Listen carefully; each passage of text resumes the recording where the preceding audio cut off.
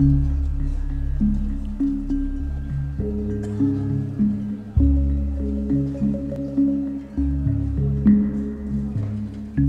sight that the generals want outsiders to see. Contented and orderly monks. A far cry from the uprising 3 years ago, when angry monks led an exasperated people in a nationwide protest against their military government.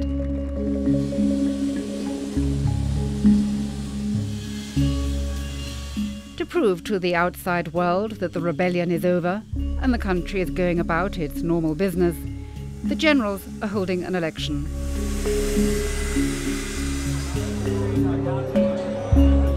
But I found people inside the country somewhat underwhelmed.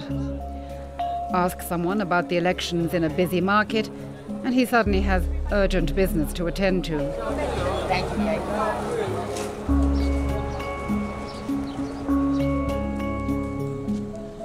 The sight of anyone on the campaign trail is rare and doesn't draw a crowd. There's apathy in the towns. And travelling the length of the country, I found indifference in the countryside.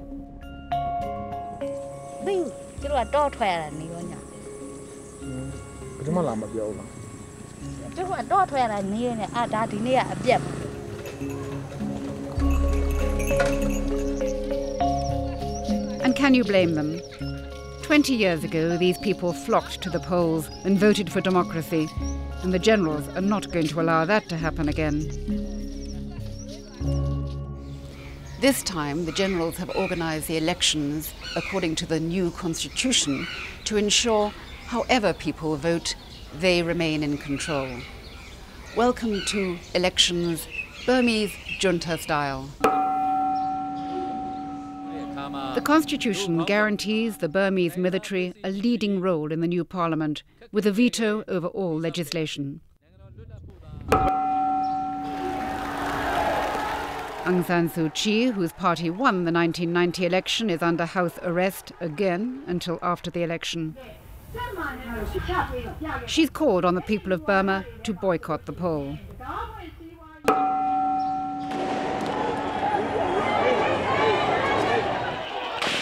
Following the uprising and the brutal crackdown by the military 3 years ago, more than 2,000 of her supporters remain in prison.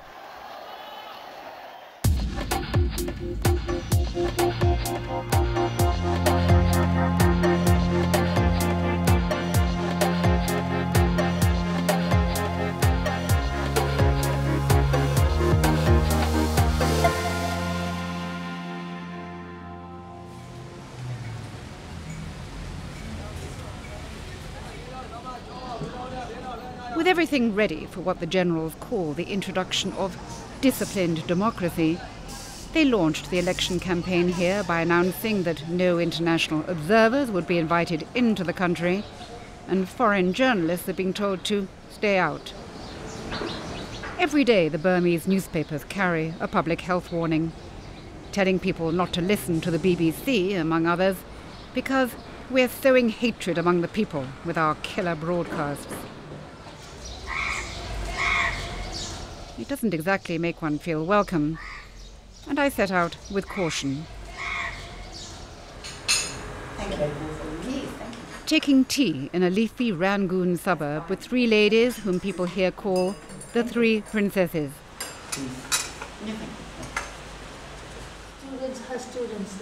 They're all friends of Aung San Suu Kyi, and, like her, their fathers were all political leaders, prime ministers after independence in 1948. We had no hard feelings about the British.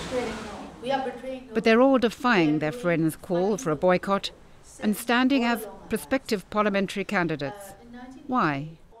Because this election represents only the beginning of process of fostering democracy. Because according to the 2008 Constitution, votes or no votes, the new government will be formed. If the democratic forces won't participate in this election, the military and their cronies or proxies, they will rule this country for another 100 years. Now, you were a childhood friend of Aung San Suu Kyi. Don't you feel you might be betraying her? No, not at all. We love her personally. She's like a sister to me. So whatever we are doing is for the sake of the people and the country, not for us or for our families. I'm sure she'll understand.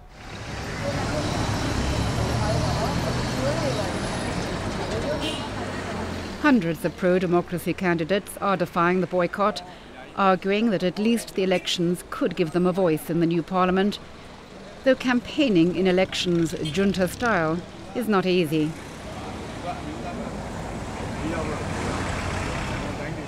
They have to fund their own campaigns, they're not allowed to criticize the current government, and they must get permission for any meeting of more than 5 people. We caught a glimpse of one such gathering through a car window. All election meetings are by invitation only, with the men from military intelligence checking that no one is there who's not on the list.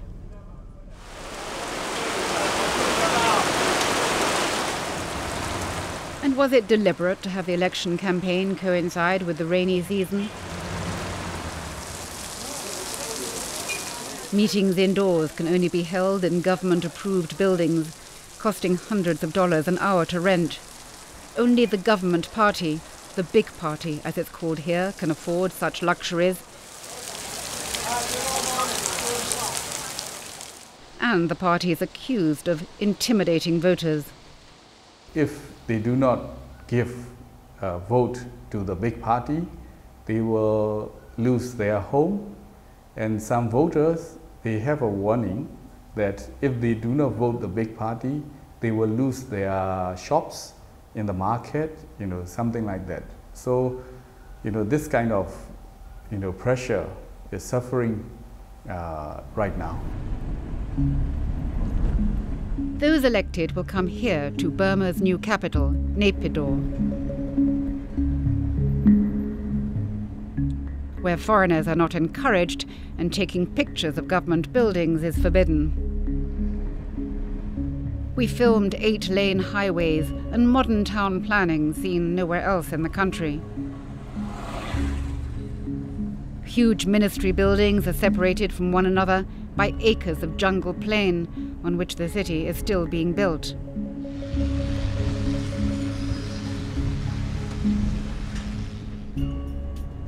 We took these, the first pictures of the vast new Parliament building where over 100 of the 450 seats are reserved for the military and many more will go to the government-approved party. There are palaces for the generals and smart accommodation blocks for civil servants who apparently complain about living here. There are bus stops in the new city but no buses and no mobile phone signal either. But at 99 meters high, there is the tallest pagoda in the country. So why build an expensive new capital in one of the poorest countries of the world? Many would argue that it's just another example of the man who's been Burma's military dictator for nigh on 20 years now, Than Shwe's extreme paranoia and megalomania. Naypyidaw is the subject of much speculation among the chattering classes back in Rangoon. When the uprising occurred, you could see the whole people, the whole country, uprising against these people, especially the generals. So they must have felt very unsafe and very scared living among the ordinary Burmese people. So they cut off themselves from the people, their own people, and they left for Naypyidaw, built a new city there, a grand city, where they can enjoy themselves from the ordinary people. So I think they feel very safe there. Naypyidaw means the abode of kings. The statues here are of 3 of Burma's famous medieval warrior kings, to whom people say the 77-year-old dictator likes to compare himself. Than Shwe is accused by many of nurturing a personality cult in the manner of his ally, Kim Jong-il of North Korea.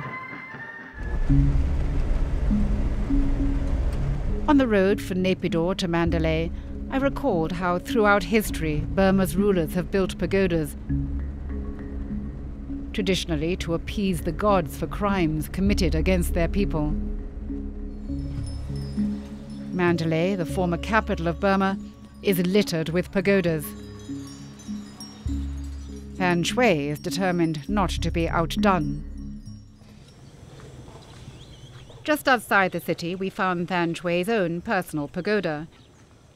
Maybe playing a "my pagoda is bigger than your pagoda" game, it is the highest of any built by an individual ruler in the country's history.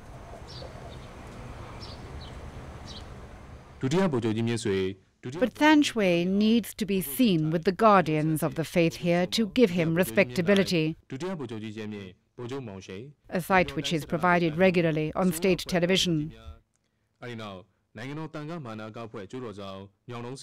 Monks willing to be filmed with the generals who killed and imprisoned so many of their number in the uprising 3 years ago. Who are they?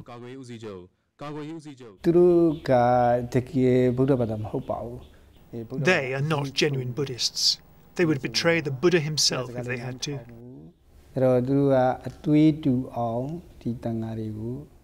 These monks who collaborate with the generals are given special favours. If any of them rebel, they are removed. The generals are afraid that the monks and the people might join together again.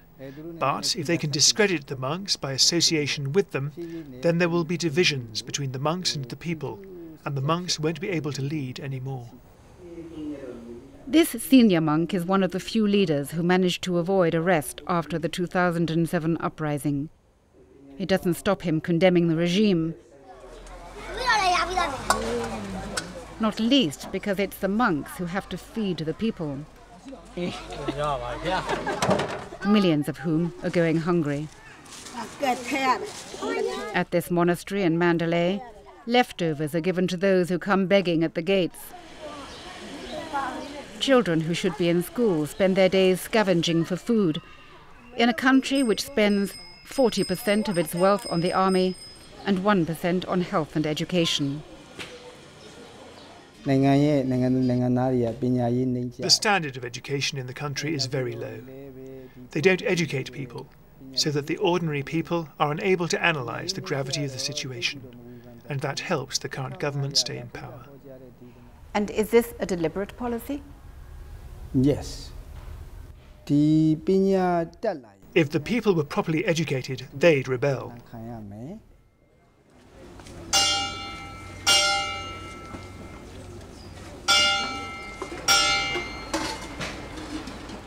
So with the monks who led the revolt 3 years ago in hiding or fled the country, other political opponents in prison or under house arrest, and potential troublemakers quiescent or corrupted, it looks as if the generals have the elections sewn up. But they're taking no chances.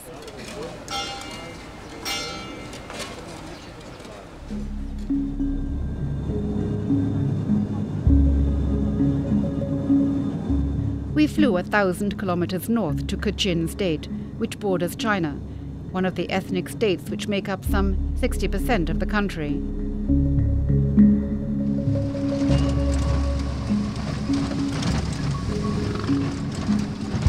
We made our way to a remote area, only open to tourists because it's considered a local beauty spot.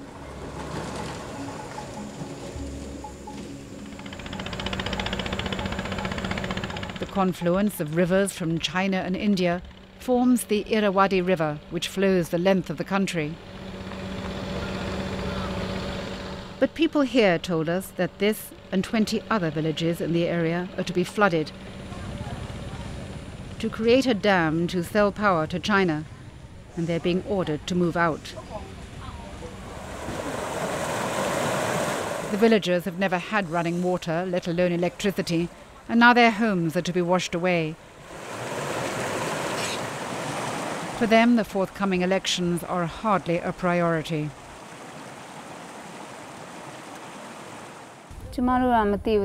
We don't know whether we'll vote or not. Nobody's been here to explain to us how to vote. Anyway, as things are, I'm too worried about whether or not I'll have a home.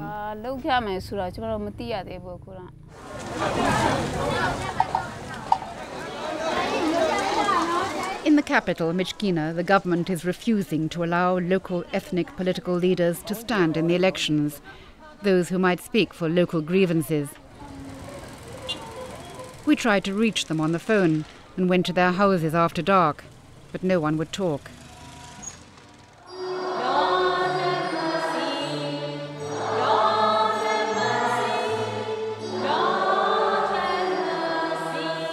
Nearly half the people in the state are Christian. Let us give thanks to the Lord our God. And church leaders tell you that they've been persecuted for years, and now would-be political leaders are getting the same treatment, though no one will speak openly. The Kachin State Progressive Party has been excluded from participating in these elections. People here tell you it's because they represent the Kachin people, which ties in with a pattern emerging from the ethnic areas of Burma, where local parties and entire regions are being excluded from these elections. From Kachin State in the north, through the Shan and Karenni, to the Mon and Karen states in the southeast, local political parties have been forbidden to participate, and entire townships have been told they can't vote, leaving hundreds of thousands of people unrepresented and disenfranchised in these elections, junta style. Nearly all the ethnic states in Burma are at war with the junta and support local rebel armies. We joined the Karenni army, whose soldiers admit that they were no match against the recent Burmese army campaign to destroy hundreds of villages in Karenni state. The inhabitants fled for their lives.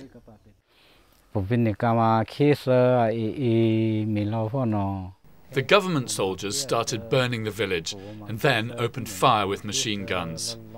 They were shooting everywhere. It was the old people and the small children who were killed first. Everyone was terrified, running in all directions, trying to escape the bullets. They said we did not deserve to live because we support the Karenni rebel army. Those of us who survived ran into the jungle and then started walking.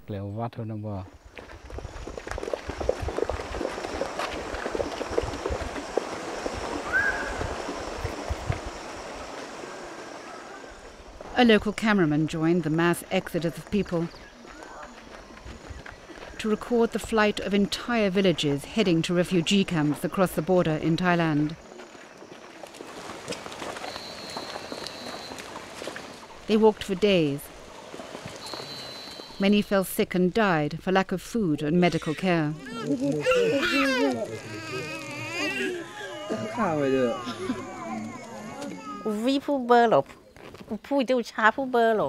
I had a bag on my back and a baby in each arm when I fled. For the pregnant women, it was worse. Some had to stop on the way to give birth. When the government soldiers caught up with them, they killed them. We all had to keep moving. Some women were so pregnant that they could barely walk, so they got stones and beat their stomachs to kill their babies, to miscarry, so that they could escape from the government soldiers. The soldiers have noted more units of the Burmese army closing in, the nearest on a neighbouring hilltop. And the arrival of foreign engineers. All this activity, they say, is to construct a network of dams in the state.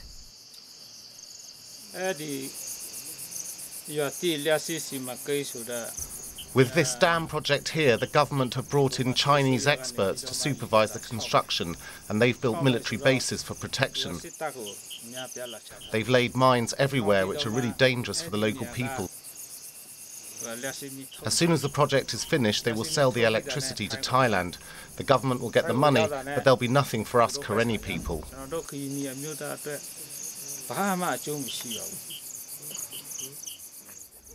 The Burmese generals aren't stupid, or they wouldn't have held on to power for so long.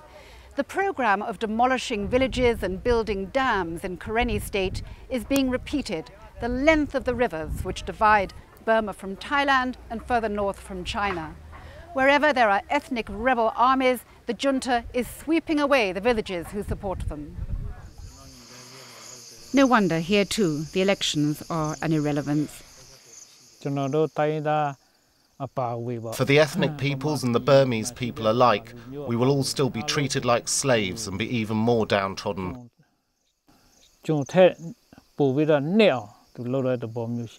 This election is only to legitimise the generals so they can hold on to power.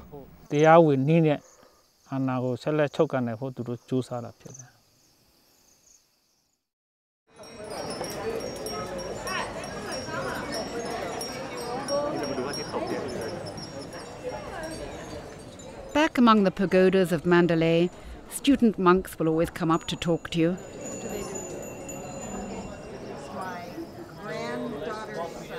They want to improve their English, but no one will talk about politics in a public place.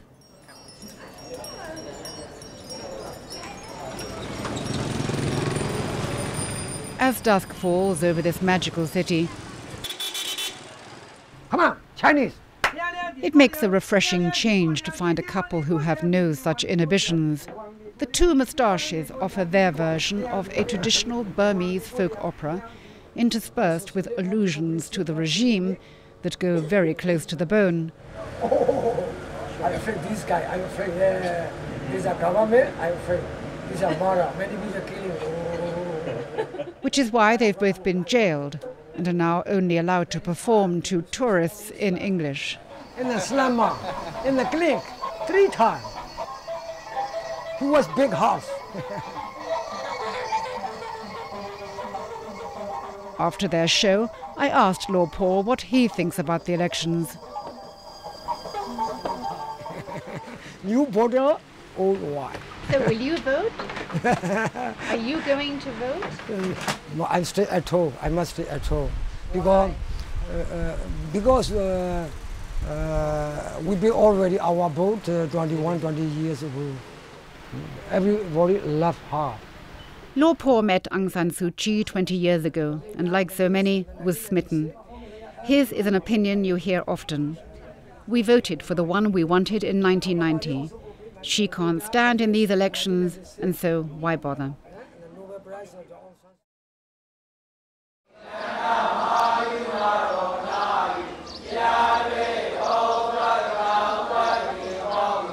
Burma's most famous prisoner still dominates the political scene. The lady, as they call her, was born on a Tuesday.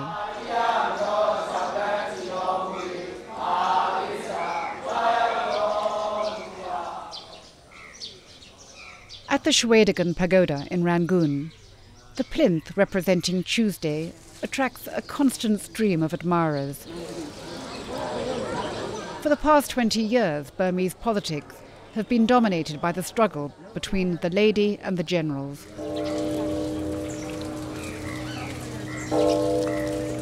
Whether people obey her call for a boycott or vote in these elections junta style could be their fiercest contest yet for the hearts and minds of the people of Burma.